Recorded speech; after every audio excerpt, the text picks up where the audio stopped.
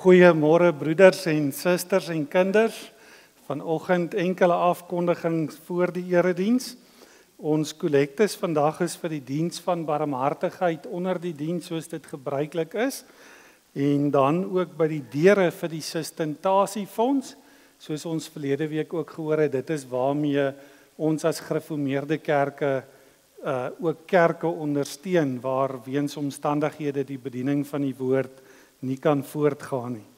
Dan word dit op hierdie manier dan gesustenteer of gehelp as mens dit in eenvoudige Afrikaans wil sê. Volgende week gaan ons deurkollekte vir die teologiese studentekas. Dit is die beursfonds waaruit ons studente ondersteun word wanneer hulle gaan studeer. Dit dan wat ons afkondigings vanoggend voor die erediens betref. Kom ons sit so en ons raak 'n oomblik stil in die teenwoordigheid van die Here.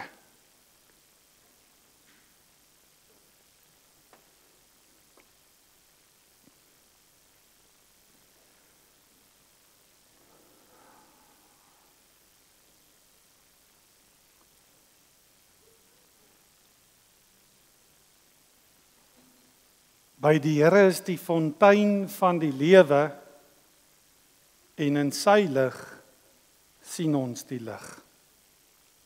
Geliefde gemeente, genade en vrede vir julle van hom wat is en wat was en wat kom en van die 7 geeste voor sy troon en van Jesus Christus die geloofwaardige getuie, die eerste wat uit die dood uit opgestaan het, die heerser oor die konings van die aarde.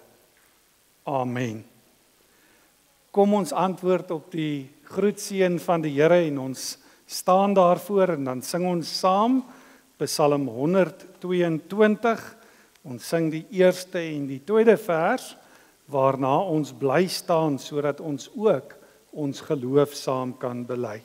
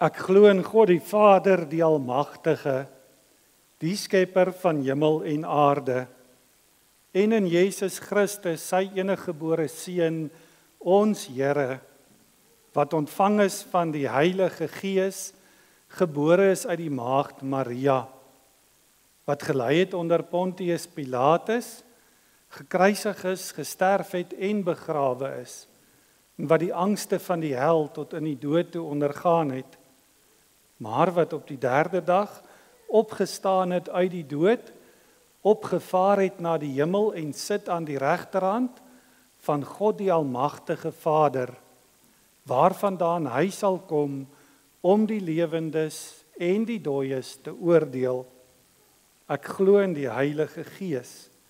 Ek glo aan 'n heilige, algemene Christelike kerk, die gemeenskap van die heiliges, die vergifnis van sondes, die opstanding van die liggaam en 'n ewige lewe. Amen.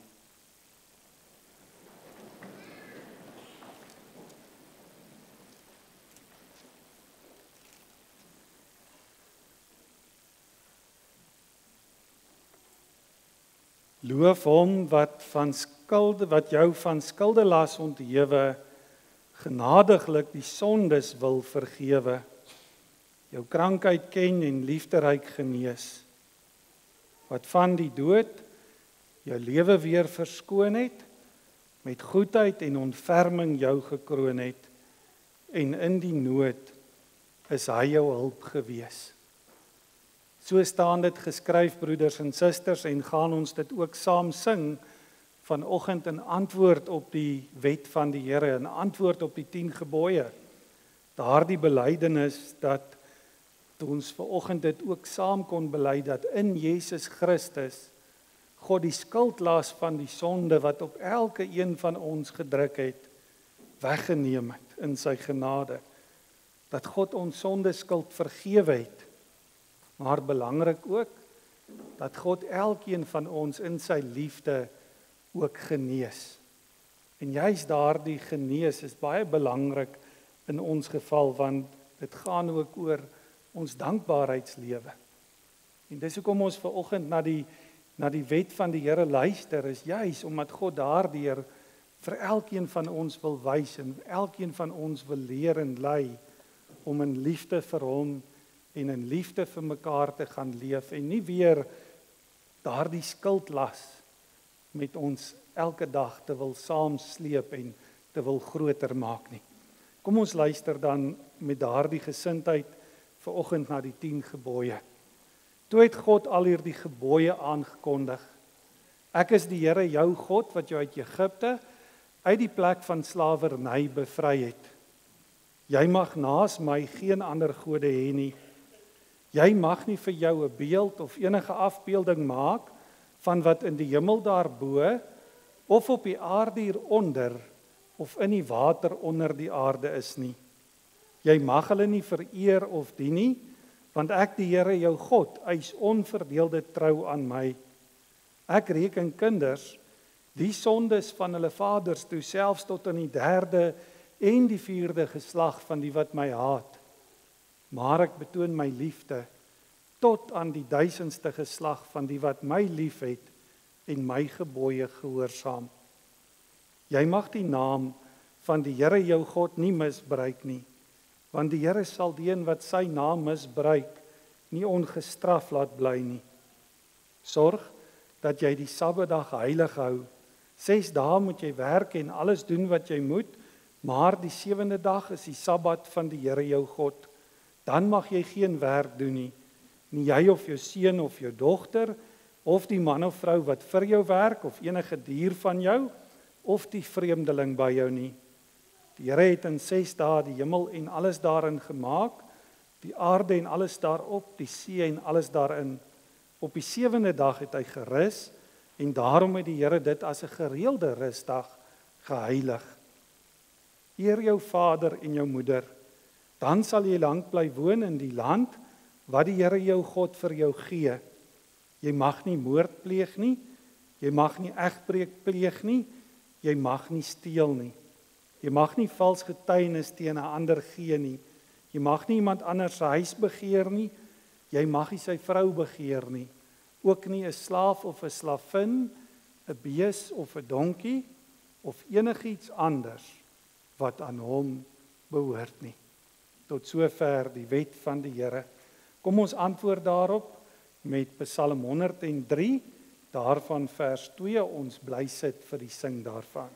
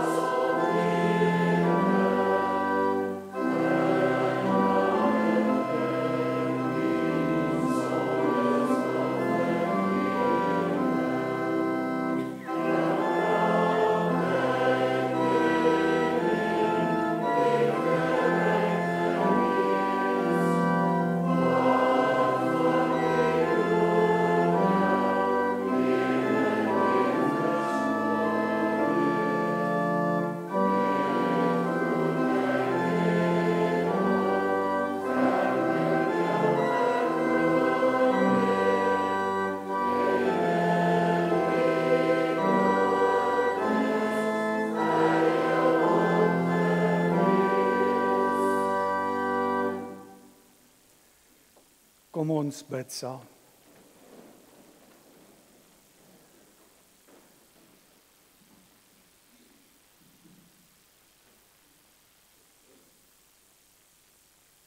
O Here, onse God, almagtige Vader, wat 'n voorreg om vandag ook weer die evangelie te kan bely, die evangelie te kan hoor. Ja, dat in U genade en deur ons Here Jesus Christus en die werking van die Heilige Gees, U elkeen van ons, U kinders gemaak het.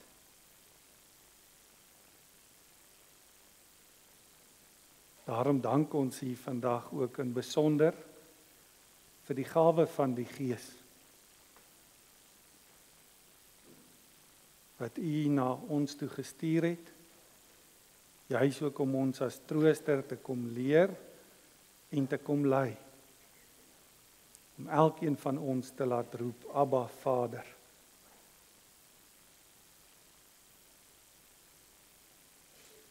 Dankie dat ons mag weet dat ons geloof en al ons goeie werke, dat dit ook die vrug van die Gees in ons lewens is. Dat dit U self is wat dit in ons werk en deur ons werk. Op grond van die verdienste van ons Here Jesus Christus. Daarom is dit ook ons gebed dat deur die verkondiging van die evangelie vanoggend aan elkeen van ons nie alleen in ons geloof versterk sal word nie, maar ook deur U Gees opgeroep en gelei sal word tot bekering.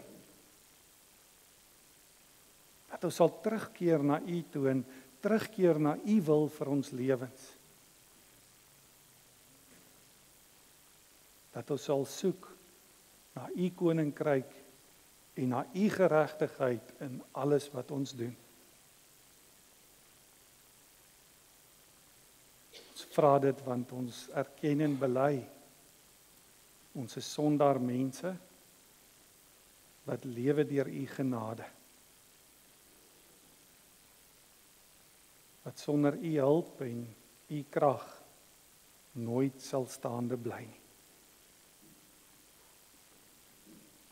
Daarom bid ons ook vandag in besonder vir ons eie lidmate wat siek is. Ons weet van baie wat by die huis is, ons mense wat in die hospitale is. Ons dra elkeen aan U troue Vader sorg op. Dink aan ons lidmate wat weens hulle ouderdom nie meer die wonderlike voorreg het soos ons om hier saam te kan kom en saam te kan loof en prys nie. Troos hulle in die wete daar's niks wat ons van u liefde kan skei nie. Ons bid ook vir ons broers en susters in die wêreld daar buite.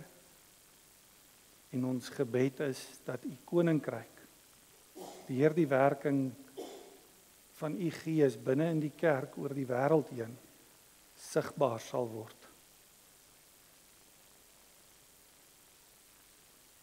Ons vra dit in Jesus se naam. Amen.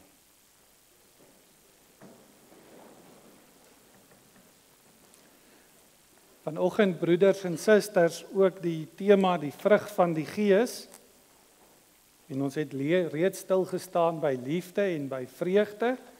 Vanoggend die vrug van die Gees is vrede. Die vrug van die Gees is vrede. En ons kyk na dit in die lig van wat Paulus vir ons geskryf het en wat die Here daar vir ons gegee het in Romeine hoofstuk 5. Nou Romeine hoofstuk 5 is 'n baie belangrike hoofstuk wanneer dit by die Heilige Gees kom. Vandag vir die wat dit nou nie weet nie, is Pinkster Sondag. Dit is nou 50 dae nadat dit ook Paasfees was hierdie dag. So ons het vandag ook Pinkster Sondag en baie belangrik is hierdie wat hier gesê word binne in Romeine 5 oor die Heilige Gees. Dit is maklik om dit te memoriseer want dis hoofstuk 5 vers 5 wat vir ons so mooi verduidelik van die Heilige Gees. Want dan sê hy hier dit so mooi en die hoop beskaam nie, want God het sy liefde in ons harte uitgestort deur die Heilige Gees wat hy aan ons gegee het. God het sy liefde in ons harte uitgestort deur die Heilige Gees wat hy aan ons gegee het. Nou vanoggend dan, in besonder gaan ons ook kyk, hoekom het God sy Heilige Gees in ons harte uitgestort? Waarom het ons die Heilige Gees ook ontvang en waarom lewe ons in vrede? En dit vind 'n mens in die res van die hoofstuk. En hier staan in vers 1, en dis ons kernvers vir vanoggend, Romeine 5 vers 1. God het ons dan nou vrygespreek deurdat ons glo. Daarom is daar nou vrede tussen ons en God deur ons Here Jesus Christus. Daardie woorde is vanoggend ons kern. Daarom is daar nou vrede tussen ons en God deur ons Here Jesus Christus. Deur hom het ons in die geloof ook vrye toegang verkry tot hierdie genade waarin ons nou vas staan. En ons verheug ons ook in die hoop om deel te hê aan die heerlikheid van God.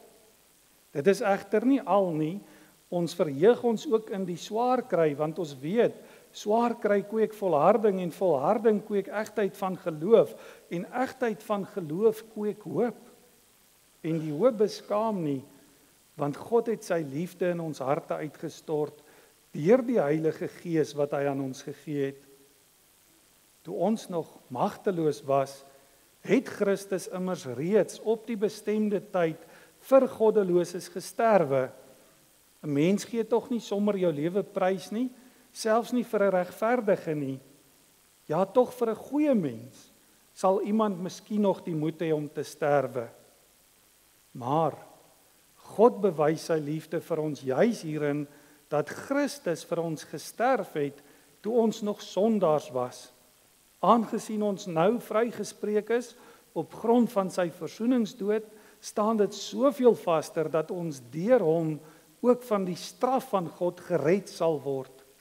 Aangesien ons toe ons nog vyande was, deur die dood van sy seun met God versoen is, staan dit soveel vaster dat nou dat ons versoen is, ons deur die lewe van sy seun gered sal word. Maar dis nie al nie. Ons verheug ons ook in God deur ons Here Jesus Christus, deur wie ons nou die versoening ontvang het. Baie interessant as mens dit lees, vrede en liefde en hoop en vreugde wat hierin na vore kom. Kom ons staan nou eers en in die lig van dit wat in ons kernvers staan, daarom is daar nou vrede tussen ons en God, deur ons Here Jesus Christus. Kom ons sing nou die lied van die Lam, Skrifpruiming 5:3, aan U o Lam van God, 'n nuwe lofgesang. En dan kyk ons wanneer ons dit sing, hoekom loof ons die Here Jesus Christus op hierdie manier? Waarom loof die engele om God se troon ons Here Jesus Christus? Hoekom sê hulle aan U o Lam van God 'n nuwe lofgesang? Kom ons staan en ons sing saam vers 1 en vers 2.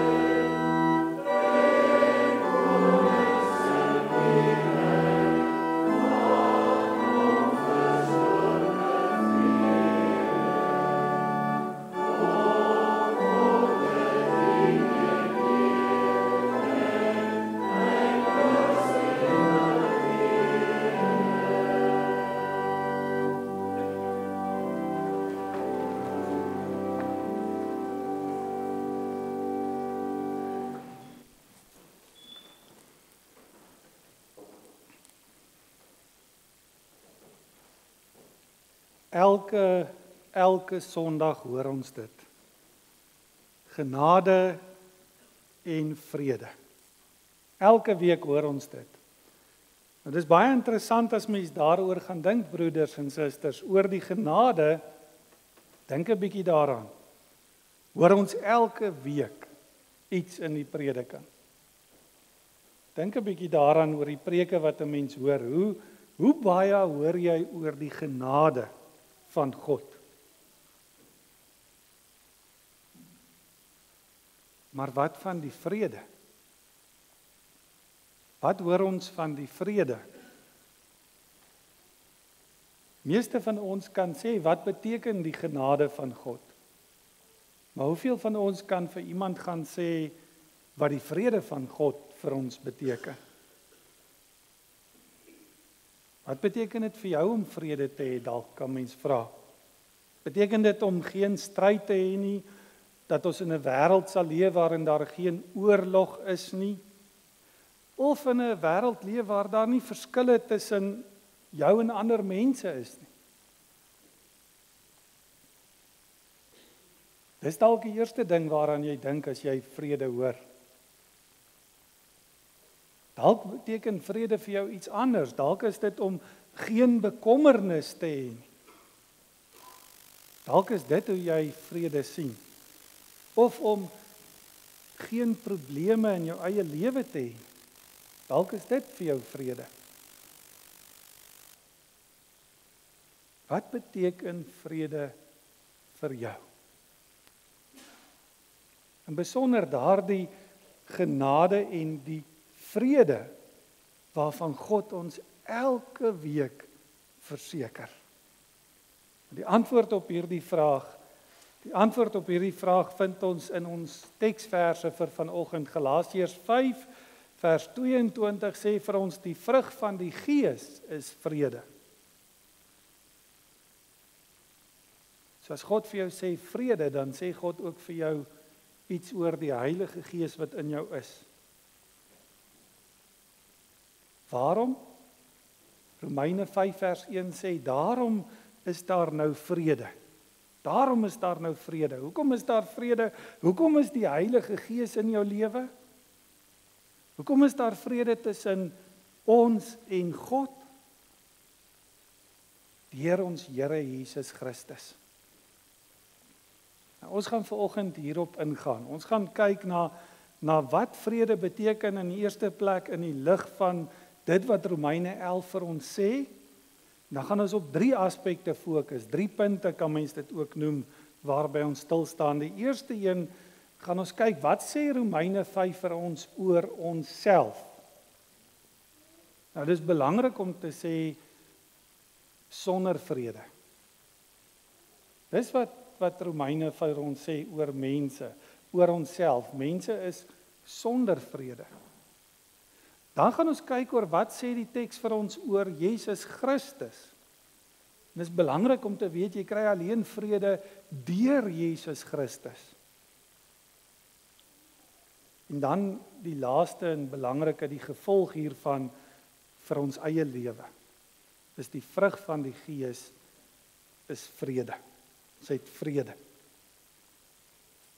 Hoe het ons gekom van sonder vrede na vrede toe? Het is belangrik om eers te gaan kyk, hoekom is ons sonder vrede? Die eerste punt vanoggend, wat sê die teks oor onsself? Wat leer ons uit Romeine 5 oor onsself, oor mense wat sonder vrede is? Nou dis belangrik, ons teksvers impliseer dit eintlik al reeds vir ons dat ons sonder vrede was. Want hy sê hier in vers 1, daar is nou vrede. So ons was sonder vrede. Hoekom was ons sonder vrede? Voor die koms van Christus is daar nie vrede tussen God en ons nie, sê hy. Waarom? Nou, wat sê die teks? Vers 6, vers 8 en vers 10 gee vir ons 'n duidelike antwoord. Kyk 'n bietjie na die herhaling in hierdie verse. Dis dieselfde gedagte wat na vore kom. Vers 6 sê, toe ons nog magteloos was. Toe ons nog magteloos was. Vers 8 sê, toe ons nog sondaars was. Vers 10, toe ons nog vyande was. Toe ons nog was. Wat was ons? Hy sê magtelose, vyhandige sondaars. Magtelose, vyhandige sondaars. Dis die prentjie, dis die beeld wat die Here vir ons skets oor onsself. Ons was magteloos. Hoekom sê hy? Omdat ons goddeloos was, omdat ons sonder God geleef het, omdat die Heilige Gees nie in ons was nie. En eintlik is daardie magteloosheid iets wat hy teken van iemand wat hopeloos is, iemand wat weet daar's niks wat my kan help nie. Ek self het nie in staat om iets vir myself te doen nie. Daar's nie iemand gebore wat iets vir my kan doen nie. Wat nog te sê dat ek self vir myself iets kan doen? Blaai 'n bietjie terug in die Bybel, 2 bladsye, Romeine 3.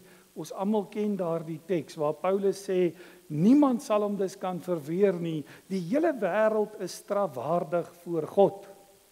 Almal is immers in die mag van die sonde. Alle mense is sondaars. En onthou dit gerus, broers en susters. Mense moet dit juis onthou as jy 'n kind van die Here is. Jesus Christus het nie na die wêreld toe gekom om regverdiges te kom red nie. Wat is 'n regverdige as jy dit nou wil verstaan? Dis iemand wat sondeloos is, iemand wat in die regte verhouding met God leef, iemand wat vrede met God het. Nee, Jesus Christus het in die wêreld gekom om sondaar mense te red. Paulus gaan so ver as om te sê van hulle is ek die grootste.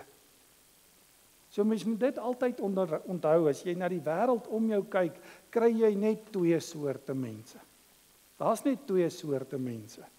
Sondaars wat nie in Christus glo nie, en sondaars wat in Jesus Christus glo.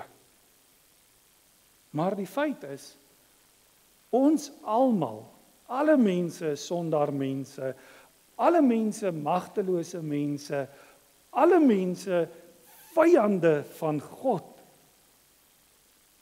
En goddeloosheid, 'n lewe sonder God, sonder die Heilige Gees, is 'n uitstaande kenmerk van alle mense gewees voor die koms van Jesus Christus. Ja, deur ons goddeloosheid, as mense dit so wil noem, kom die mens in opstand teen God, ontaar die mens in 'n stryd teen God, in vyandskap teen God. So verrot, so sleg word die mens dat God op 'n stadium dit moet weer eindig by Noag, dat God weer moet sê, nou stop ons, almal sterf. Net Noag en sy gesin, 8 mense word gered. Dis hoe die mensdom lyk. En mense sien dit vandag ook. Die hele mensdom verdien niks anders nie as om die toorn van God oor ons sondigheid te dra. Die regverdige oordeel van God oor die sonde moet op ons afkom. Hoekom? Want ons is vyande van God. Nou dis die beeld.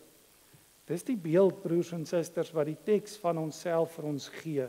Goddelose, sondaar mense in vyandskap met God, wat nie eers in staat is om iets vir onsself te doen om ons uit hierdie situasie te red nie. Ons is magteloos. Mense wil amper sê magteloos, uitgelewer aan onsself, sonder enige vrede. Dis waar ons begin. Maar God dank, broers en susters, dis nie waar ons gebly het nie. Want onthou dit, hierdie teks praat in die verlede tyd oor magtelose, sondaar, vyande van God. In die verlede tyd. Want sê hy, deur ons Here Jesus Christus, is daar nou vrede tussen ons en God. Het daar nou 'n herstel gekom in die verhouding tussen ons en God. En dis ons tweede punt vir vanoggend. Wat sê die teks oor Jesus Christus? Wat sê die teks vir ons oor die vrede wat ons deur Jesus Christus ontvang het? Nou, die onmisbaarheid van Jesus, daarby kan jy nie verbykom nie. Kyk 'n bietjie na die teksgedeelte. Ek wil hê ons moet dit amper so half saam deurgaan vanoggend. Kyk 'n bietjie in jou Bybel ook by die huis. Vers 1. Elke vers beklemtoon dit amper in die verse. Vers 1 sê, deur ons Here Jesus Christus. Deur hom, deur Jesus Christus. Vers 2 vat dit verder en sê, deur hom. Vers 6 sê weer, toe ons nog magteloos was, het Christus. Vers 8 sê dat Christus vir ons gesterf het toe ons nog sondaars was. Vers 9 sê weer deur hom, deur Jesus. Vers 10 sê deur die dood van sy seun en weer 'n keer deur die lewe van sy seun. Vers 11 gaan weer terug na vers 1 toe, deur ons Here Jesus Christus, deur wie ons nou versoening ontvang het. Hoor julle dit? Deur Jesus, deur hom, deur die dood van sy seun, deur die lewe van sy seun, deur ons Here Jesus, is daar nou vrede tussen ons en God. En dis wat 'n mens moet besef, sonder Jesus en sy versoeningsbloed, kan jy nie vrede met God hê nie. Kan daar nie vrede tussen ons en God wees nie. Want die sleutel tot ware vrede en tot die verstaan van dit wat ons hier hoor, is die woorde deur ons Here Jesus Christus. Deur hom en hom alleen. Hy het alles vir ons kom doen. Ons wat magteloos en sondaar mense is, wat nie in staat is om iets vir onsself te doen nie, Hy het vir ons vrede met God gebring. Want die oomblik toe Jesus gesterwe het, het daar iets gebeur in die wêreld. In 'n wêreld vol sondaars word sondaar mense gered. Nie omdat hulle sonder sonde was skielik nie. Nie omdat hulle skielik verander het in bloetjies wat sonder vlek en blaam is nie. Maar eerder oor die feit dat die straf van God op ons sondes oor Jesus Christus gegaan het en nou nie meer vir ons toegereken word nie, want hy het reeds daardie straf gedra, hy het reeds daardie skuld betaal. Dis die genade van God. Toe ons nog magtelose, vyhandige sondaars was, het ons Here Jesus in ons plek die gevolge van die goddelose, vyhandige sondaars se dade kom dra. Hy het die straf vir ons sondes op hom geneem. Paulus sê dit ook so mooi, hy sê as dit 'n perfekte mens is, sal jy dalk nog iets vir hom wil doen. Maar wie gaan vir sy vyande dit doen? Wie gaan dit vir die sondaars doen wat teen jou in opstand is? Net God doen dit deur Jesus Christus, deur die dood van sy seun, deur die lewe van sy seun, red hy ons. Terwyl ons en die hele mensdom in opstand is as vyande van God, kom God en bewys sy liefde aan ons in die kruis op Golgotha. Sy eniggebore seun wat hy gegee het, sodat elkeen wat in hom glo en in sy versoenverdienste glo, nie verlore sal gaan nie, maar kan lewe met die wete dat ek die ewige lewe sal hê. Daardie vrede wat elkeen van ons ontvang het. Dan moet mens dit onthou, die liefde van God strek ver terug voor die grondlegging van die wêreld af. Het God al gesê dat hy ons liefhet. Nie eens die feit dat ons teenoor hom as vyande geleef het, word teen ons gehou nie. En hoe wonderlik is dit nie? Hoe wonderlik is dit nie om te weet, maar hierdie versoening wat daar met God plaasgevind het, hierdie eenwording as te ware met God, het alleen plaasgevind op grond van dit wat Jesus vir my gedoen het. Ek 'n vyand van God, ek 'n magtelose mens, ek sondaar mens, doen niks nie. Maar Jesus kom letterlik in my plek sterf. In my plek die dood dra. En so neem hy alles weg wat skeiding bring tussen ons en God. Ons was vyande van God, as mens kan saamvat, geheel en al van God vervreemd. Maar juist dan, omdat ons magteloos is, kom ons Here Jesus Christus om vrede te maak, om versoening te bewerk. En hoe doen hy dit? Hy doen dit deur eenvoudig daardie skeiding wat tussen ons en God is weg te neem, daardie vyandskap weg te neem, daardie magteloosheid weg te neem en gee vir ons vrede. En ons laaste punt dan vanoggend, wat is die gevolg van die versoening in ons lewens? Die gevolg van Jesus Christus se werk is vrede tussen ons en God. Dat daar niks is tussen ons en God wat ons van mekaar skei nie. Nou onthou dit. Hierdie is 'n vrede, sê die woord vir ons, wat eintlik jou verstand te bowe gaan. Dat jy dit nie in menslike taal eintlik kan behoorlik beskryf of verstaan nie. Vrede met God. Ja, die totale verwydering van al ons sondes en daarmee ook ons sondeskuld, die verwydering van God se toorn en in die plek daarvan God se liefde en genade. Wat 'n wonder is dit nie. So wanneer ons ook al aan God dink en aan ons verhouding met God dink, moet ons terugkom by die versoening. in terme van Jesus Christus wat in my plek die oordeel van God gedra het. En juist daarom is ons nie meer vreesbevange oor God en sy oordeel nie, maar ons het God lief en ons word omvou deur sy genade. Dit is wat dit beteken om vrede met God te hê volgens vers 2 tot 5. Vrede met God is om te besef, maar ek het vrye toegang tot God. Ek het vrye toegang tot God. En om met vreugde in die hoop op God se heerlikheid te lewe. Maak nie saak wat in my lewe gebeur nie. Want selfs die swaar kry, sê Paulus, kweek volharding. Hoekom? Want God is in jou. God het sy liefde in ons hart uitgestort deur die Heilige Gees. En Christus se koms, broers en susters, het in hierdie verband 'n reuse verandering in die wêreld gebring en ook in die manier ons God dien. As 'n mens 'n bietjie teruggaan na die Ou Testament toe, wat moes daardie mense doen om vrede met God te probeer kry? Hulle moes na 'n tempel toe gaan.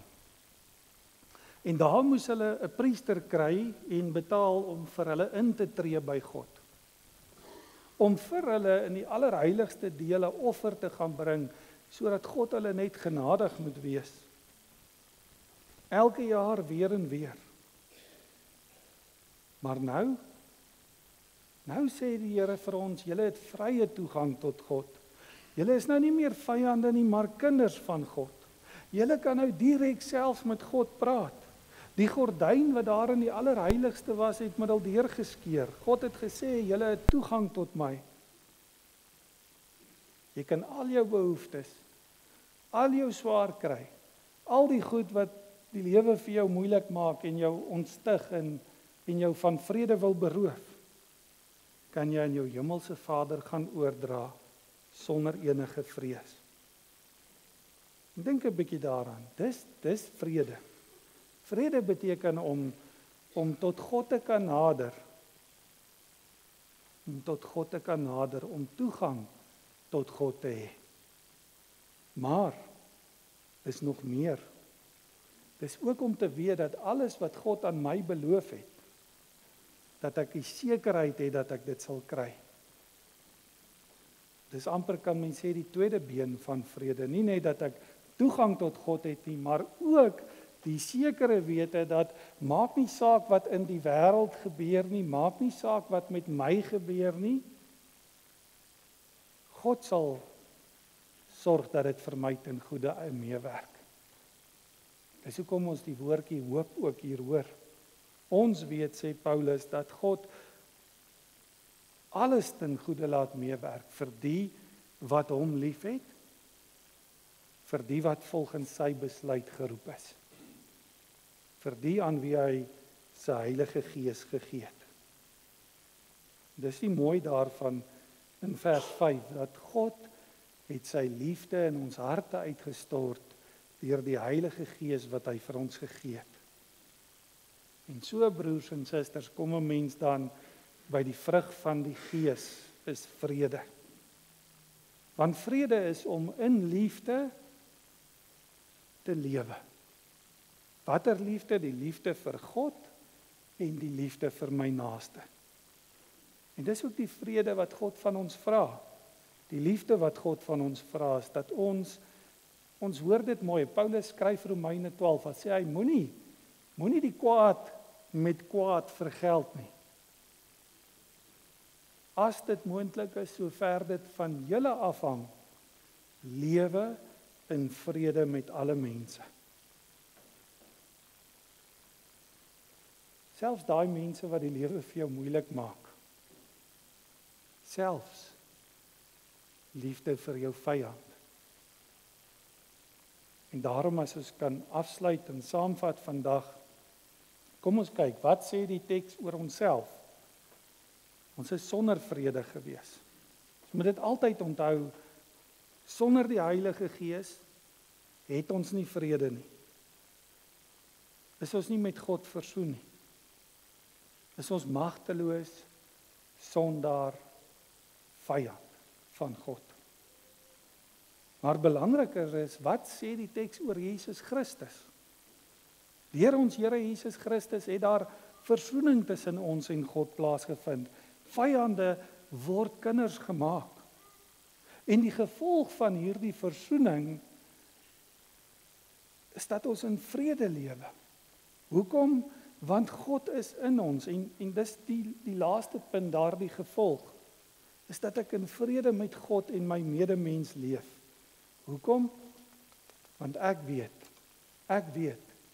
die Gees van God, die vrede van God, die liefde van God, is ook in my hart. En daarom broers en susters, kan ons saam met die engele dit elke dag uitroep, eer aan God in die hoogste hemele, en vrede op aarde vir die mense, in wie hy 'n welbehae het. Amen. Kom ons sit so, ons raak 'n oomblik stil voor die Here.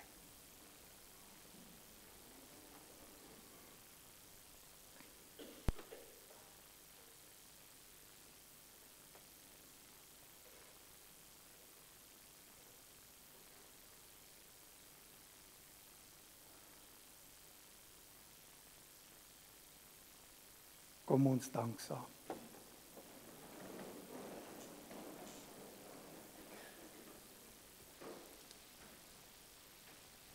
Ons Vader in die hemel, almagtige God.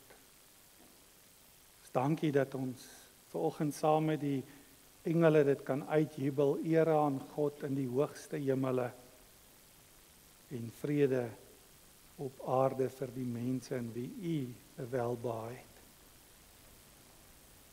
Dankie dat ons daardie welbehae ook kon leer ken in en deur ons Here Jesus Christus. Dat ons mag weet dat daar nou vrede tussen ons en God is, deur ons Here Jesus Christus. Ja, dat ons vrye toegang het tot U. Hoe alles wil ons vandag ook vir U dankie sê, vir die Heilige Gees, vir die liefde wat U in ons harte uitgestort het.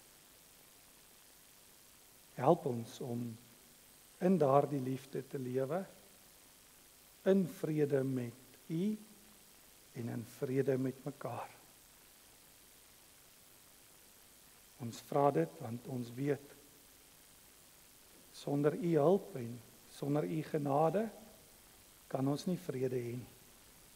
Want ons is magtelose, sondaar mense, wat in vyandskap met U sal leef, as U ons nie help nie.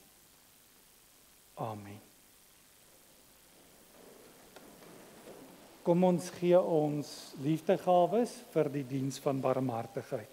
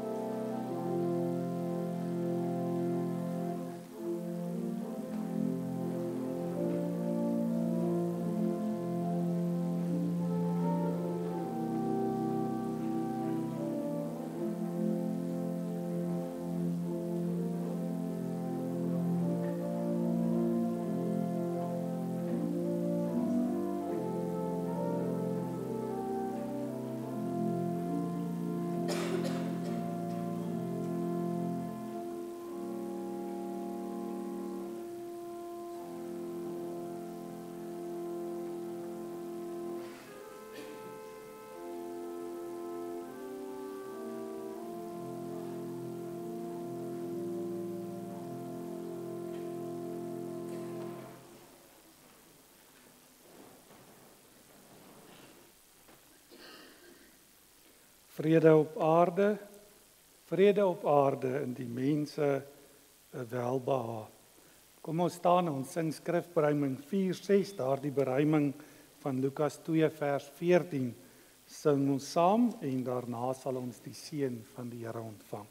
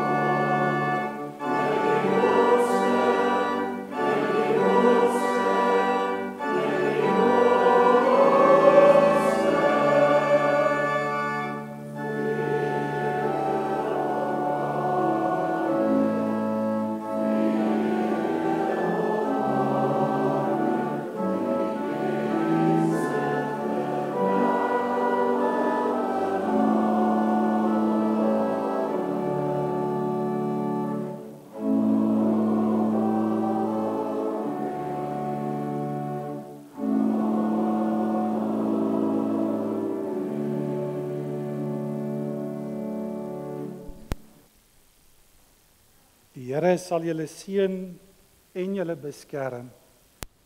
Die Here sal tot julle redding verskyn en julle genadig wees.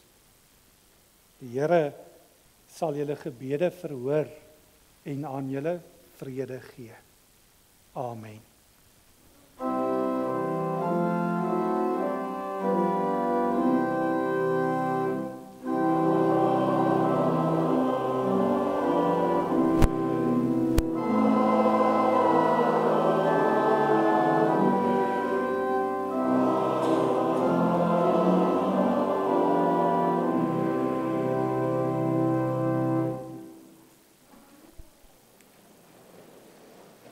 Baie dankie broeders en susters, enkele afkondigings vir oggend. Vir almal wat verjaar wil ons die seën van die Here toebid op 'n nuwe lewensjaar. Ek sien Hardes wat vandag verjaar is hierso en Tanya Henriette is ook hierso. So ons wil vir hulle die seën van die Here toebid op 'n nuwe lewensjaar en saam met hulle vir almal wat die week verjaar, in besonder dan oom Flip en oom Albert wat ook hierdie week nogal 'n groot ouderdomme bereik, wil ons die seën van die Here ook toebid op die nuwe lewensjaar. En dit dan wat die afkondigings betref vir meelewing, wil ons net byvoeg, in die hospitaal die week was een van ons babas, Ruach, was in die hospitaal gewees en dan ook oom Kippie Iman se vrou Tannie Elbra is ook in die hospitaal op hierdie stadium en dan het ons een skriba ook 'n operasie ondergaan gister. So ons dink aan almal wat in die hospitaal is. En dan wil ons ook vra die kinders, julle moet hier na vore toe kom en die res van ons kan rustig daar agter gaan tee drink. Baie dankie.